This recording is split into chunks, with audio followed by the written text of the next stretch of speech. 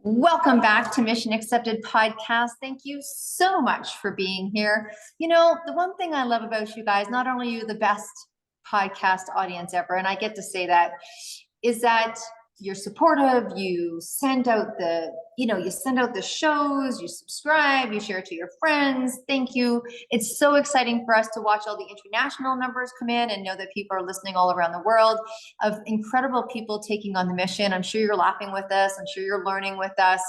But you know what? You know what happens when you do that? You become incredible change agents. And so we have an expert today, right? We have an expert today, Cathy Holt from Catherine Holt Enterprises, and she is a change maker advocate. And we have brought her in as an expert, as a change maker advocate, and she loves supporting the whole idea around change agents. And she's going to speak to us today about the roles that she plays and how she's learned and what it is that she feels, because she's working with a whole lot of women right now, is why women make such incredible leaders. So Cathy, welcome to the stage of Mission Accepted, and please welcome yourself. I see that I think you're on mute a little bit there. There you go. Come on in and say hello to the audience and everyone who's listening, and please share this. This is in leadership and making such good leaders. Okay, thank you so much, Deb, and thank you everybody who's listening in right now and who has taken on this Mission Accepted project and is learning from it, as I am every day also. So I do appreciate the interest, and I'm happy to be here. It's really quite an honor for me. And today we've done several other podcasts. So today we're following up with this podcast on what is a leader and why women make great ones. And my very first point that I always make is that all women have what it takes to be leaders. It's just by our nature, other things that we do, how we interact with family, volunteer activities, our workspace, everything we do. And so right now for leadership, the model, it's not the old grumpy manager anymore. It's more the servant leader is kind of what the model is today. And what they do is they prioritize the needs and the well-being of other people, the people that work for them, their team members. They emphasize the serving and the So Cathy's gone off a little bit there. I'm sure she's going to come back. And the one thing that she's been talking about is about servant leadership and how the market has changed. I loved how she talked about, that there was, grumpy managers to really becoming servant leaders. So Cathy, you just bleeped a little bit there, but I just continued on because that's what we do. That's what women leaders do, is we help each other. We were just defining and chatting a little bit more about servant leadership and what it means. So please continue. Okay, and sorry that it bleeped, but no. The kind of those traits that are usually thought of are empathy, strong communications, problem solving, innovation, collaboration, empowerment of others, and humility. And these things are what women tend to be and act like, because like I said, they have all these other roles that they have learned those traits from. And it's not the titles. To be a leader, it's not the titles you have. It's the skills that you have developed and honed, what you've acquired in life. And every single experience we have in life usually teaches us some skill or how to do something a little bit better. It's evolution. And basically my theory is, if you don't evolve, you become extinct like the dinosaurs. But women are constantly having to adapt and evolve and figure things out, whether you're, at work or with your kids, if you have children, it's just a constant learning experience for women. And that, to me, is why they have what it takes. That's why she was talking about how women make such great leaders, because they have all these skills that they've honed. Yeah, awesome. We were just talking about how, elaborating a little bit on your concept, or on the fact that it's not, leadership isn't a title. It's really something that you've honed in terms of your skills, and how women, just by being women, have so many of those skills honed before they step into that role. So again, I'll pass it over to you, because I know that we've talked a few times, and listening to you come on into shows before, that sometimes women get nervous about leaders, at being a leader, and they don't even realize the skills they have. And I think that that is something that we have to recognize, is that we have an idea around a title. And where does that idea come from? Like, where did that, is it archaic? Is it an updated, did you download the latest version of what your definition of a leader is? Or are you running off your iPhone 6? Do you know what I mean? Like, because leaders, like you said, are different.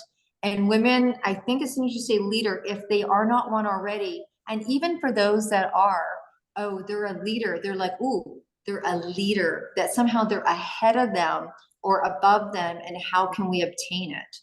Right. So no, that is exactly right. And it is, we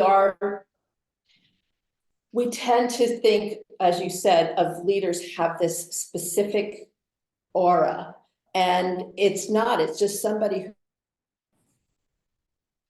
well, she's going to be coming in and out today. So I think this, say, okay, yeah, okay, that they step up and think very strongly about something, and are willing to say, okay, I'll take this on because I really am passionate about it. And then finding other people with the similar passions to follow, because every leader needs followers. But we do tend to feel that, what they call the imposter syndrome sometimes, of, well, I'm not good enough, I don't know enough.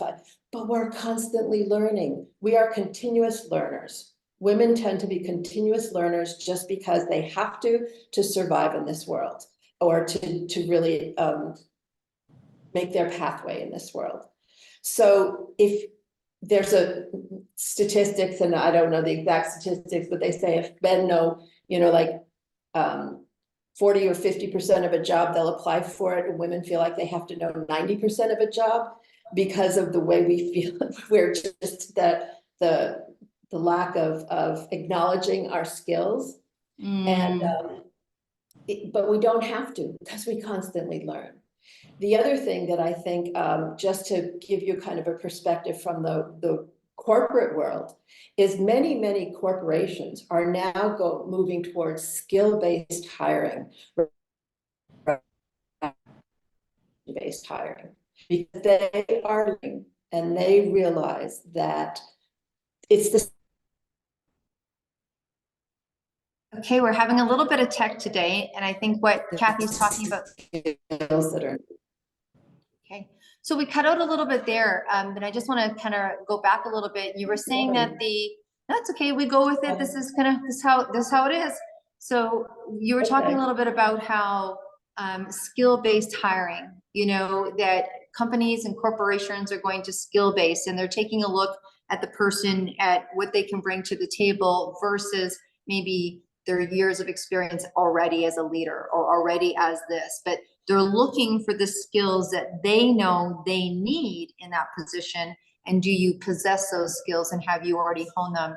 And then they can put them together. And of course, like you said, put you in a position where you're actually engaging with people that are on the same gauge as you. So I'll let you finish that off, but we were just in a little bit of that conversation. Okay, yes, because they're finding that just education isn't what really makes a great employee, leader, or any of those things. And so what they are realizing is that your experiences, because women do to some extent have some challenges that men don't have often. For example, the mommy penalty. In a lot of companies, if you're a mommy or becoming a mommy, they kind of go, oh, I don't know, can she really, give the time and energy she needs to, is Right. that. No, go ahead. And what they're finding is those basic skills of time management, adaptability, those are things that are so important on a job. And statistically, they've done studies that show that in many positions, especially in leadership, tend to take more time off than women mothers, because they feel, mothers feel so the pressure to show up and speak up and work. So, it's shifting, the world is shifting, but we're not just talking about the workplace. I also want to talk about just in your everyday life. If you have kids in school and you're part of the parents association, and you feel strongly about something, then oftentimes women will step up. The woman who started an organization to try and limit or gun use for automatic weapons because of school shootings was just a mom. Yes, she had some experience in the workplace, but she was just a mom it was after Sandy Hook, she was so appalled at what was going on that she started an organization that became a nationwide organization that's very powerful now in this movement to ban. Absolutely. I think what Cathy is showing us by example and story is that very much true. What she said is that if you like, the calling inside can override what we think in terms of what is expected of a leader. And so that prime example there, where now there's this incredible organization by a woman who was frustrated or upset about something, and she obviously automatically put herself into a role of leader, probably not even knowing it, thinking like, there's got to be people that think like me. There's got to be people that are upset like me. There's got to be, and we've seen that over and over and over and over again. And I wouldn't think someone's like, hey, I need to be a leader and I need to get people to follow me. It's almost collaborative. It's like, she took the lead, obviously. She became the first person and then continued to choose that role. But I think that's exactly a prime example of what it is that you're saying. Cathy, I know that you work with women that come to you for leadership support. What's some of the things that they come to you? Is it that they want to become a leader, they're looking to become a leader in their field, they don't feel like they're good enough, or is there some leadership challenges? They're like, okay, now I'm a leader. Maybe I wanted to be, maybe I didn't, and it's navigational. Yes, I think they come for obviously all different reasons, but sometimes it's just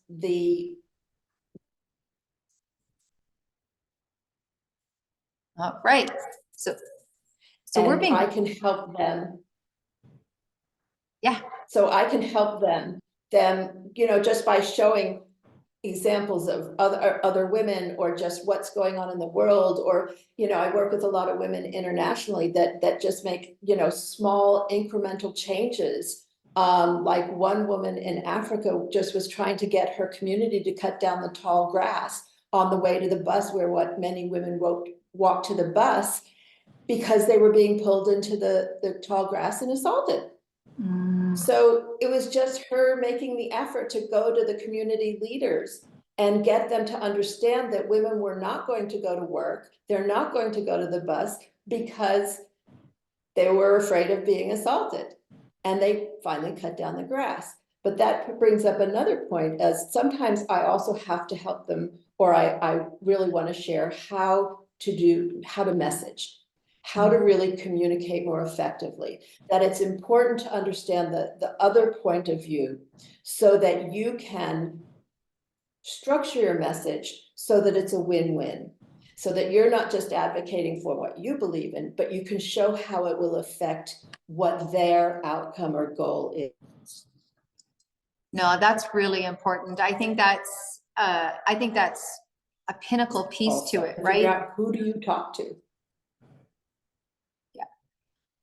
So Cathy, you kind of bleeped out a little bit there. And I think that when you were talking about how having that messaging, because it's more powerful, I think whether you're talking about showing statistics or what's needed, or why that movement inspired that person, and taking that information, like you said, in your messaging, because it gives it a broader scope, right? It's not like it didn't just happen to me, it's happening to all of us. It's a community issue, it's a world issue, it's this state issue, this country issue, not just my issue.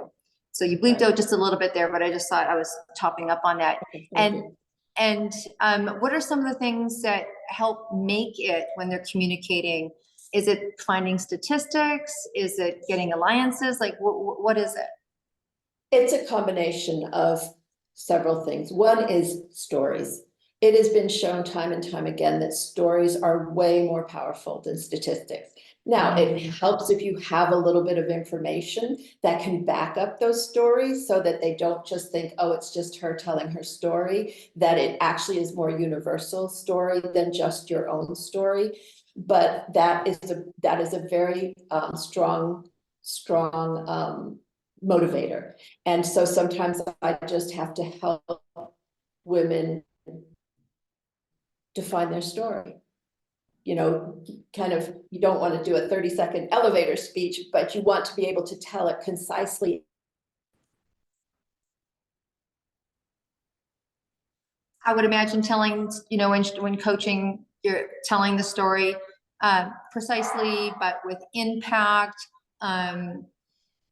You know, keeping to kind of keeping to the facts, keeping things rolling, keeping people engaged in what's happening, seeing a progression of maybe what the problem is, and then what the call for help is, and what that solution can bring about, and so that people can hear a story that may not be theirs, but have relatability.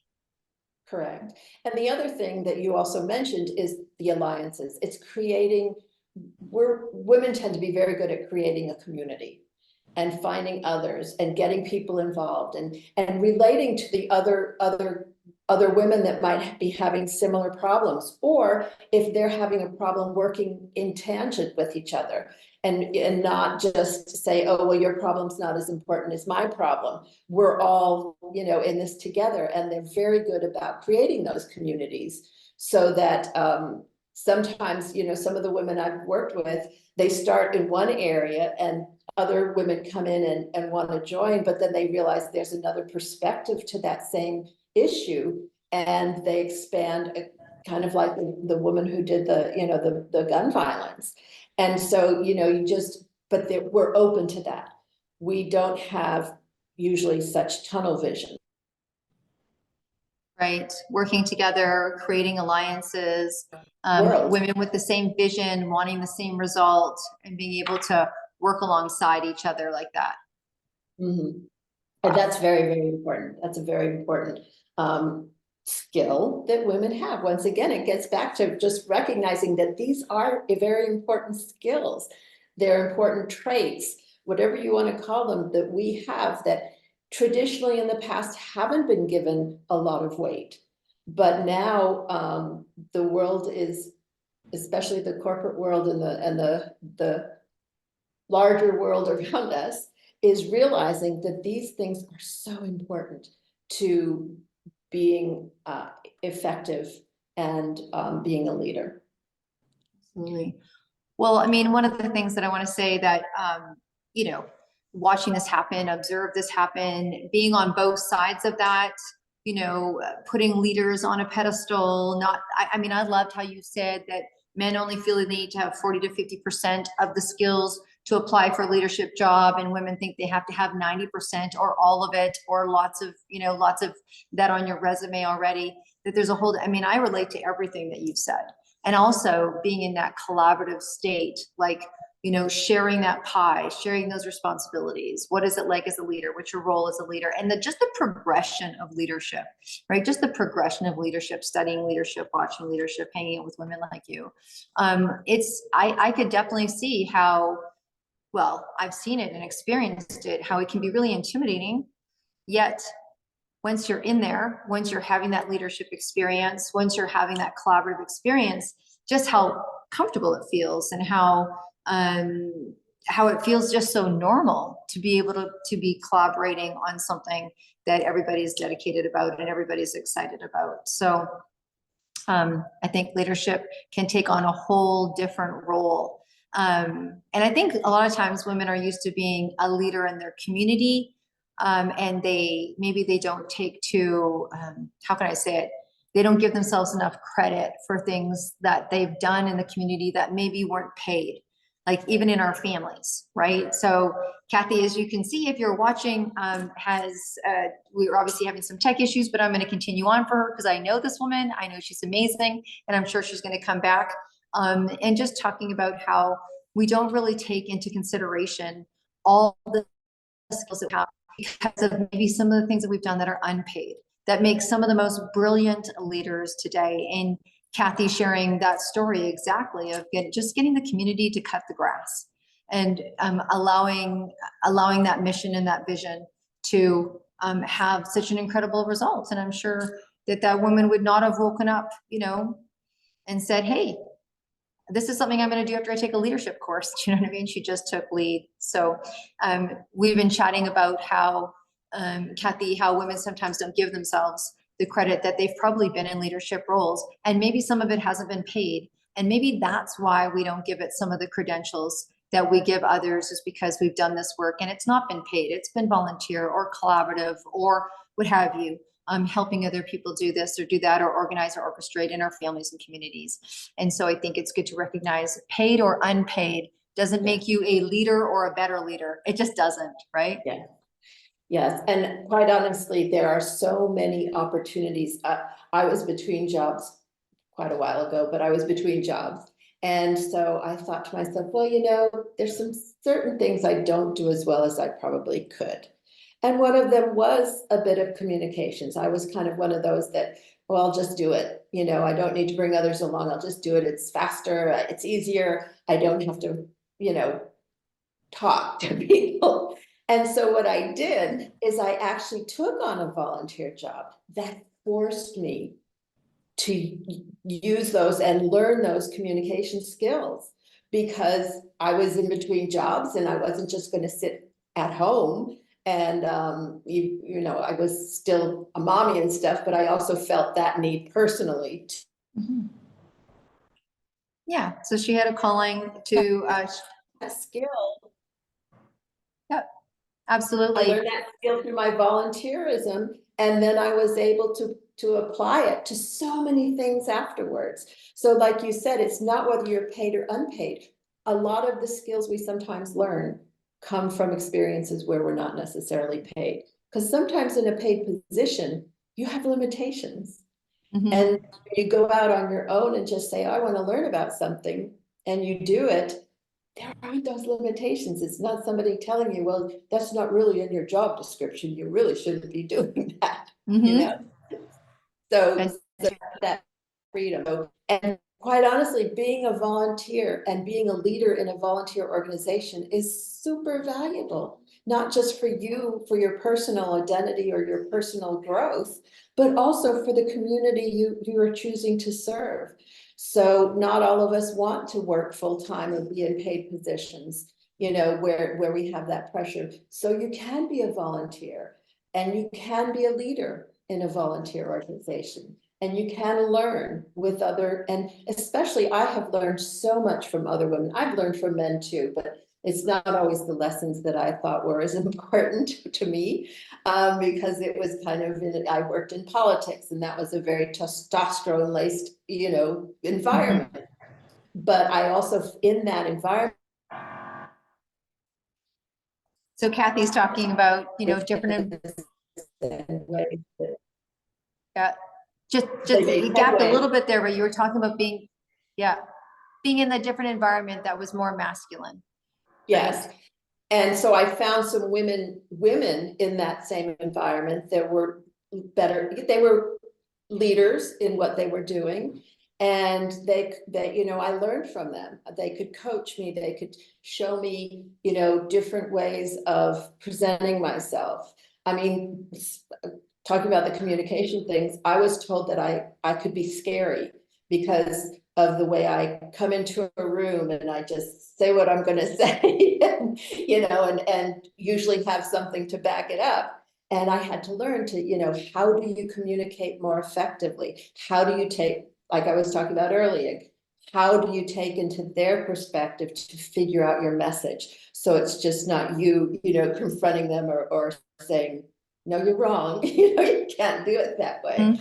So it's finding other women oftentimes that are just a little bit more experienced than you are, a little bit more seasoned.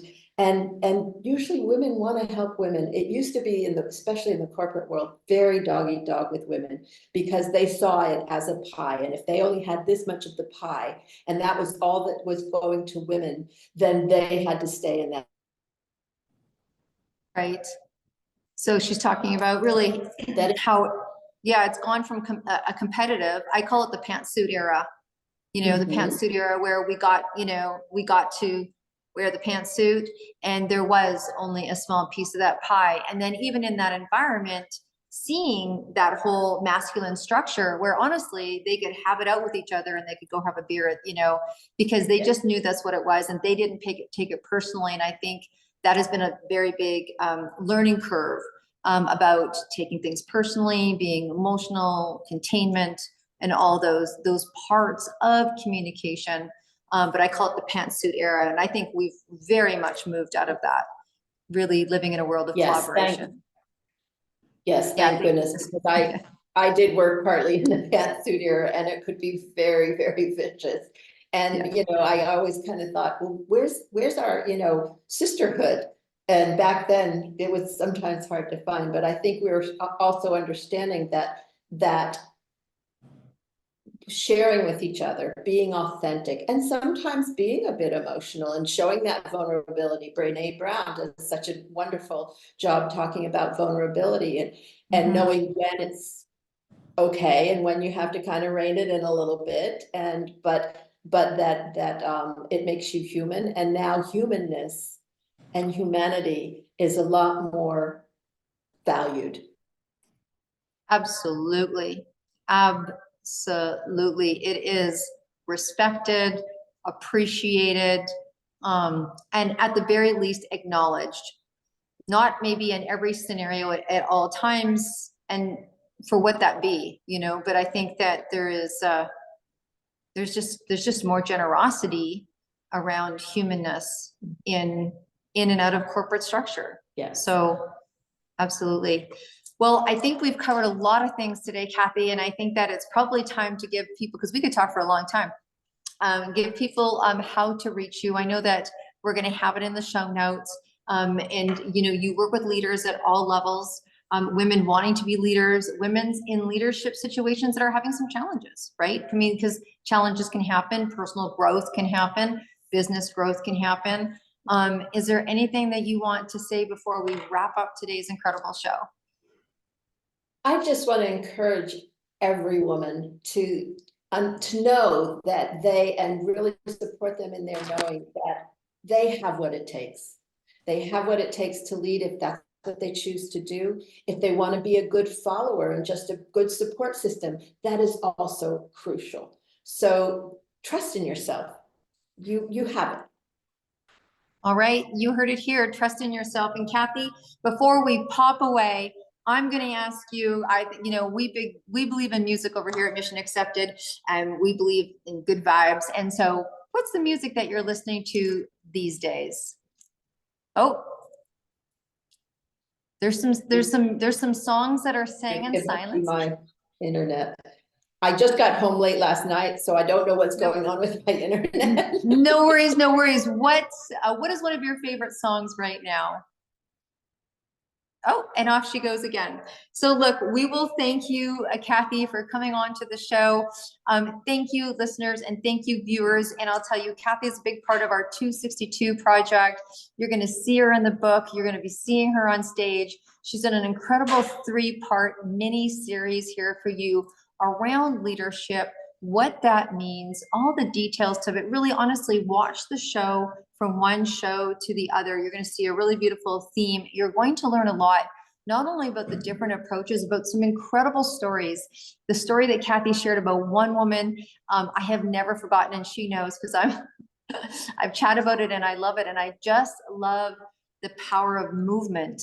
And I think that we can take off any ideas that we have about leadership in relationship to that. It's unattainable. So Cathy, thank you so much for coming and sharing this whole series with us as an expert of being a change maker advocate. It's really important. And I know that you know both sides of it. You know corporate, you know running a family, you know entrepreneurial. And I think it's just been just a beautiful experience having you come on, and we hope that you decide to do this again with us. So again, you have her information. You can reach out to her, share with her. Please share this information. It's super important. And you, our Mission Accepted podcast listeners, thank you so much for hanging us in here with us today with a little bit of tweak here and there. But Cathy, do you want to just say a final statement before we close up? Yes, I just want to thank everybody who is listening and continues to listen. And I want to also show great appreciation and gratitude for all women who do stand up and speak out. All right. With that being said, be well, stay groovy. We'll see you again next week. Bye for now.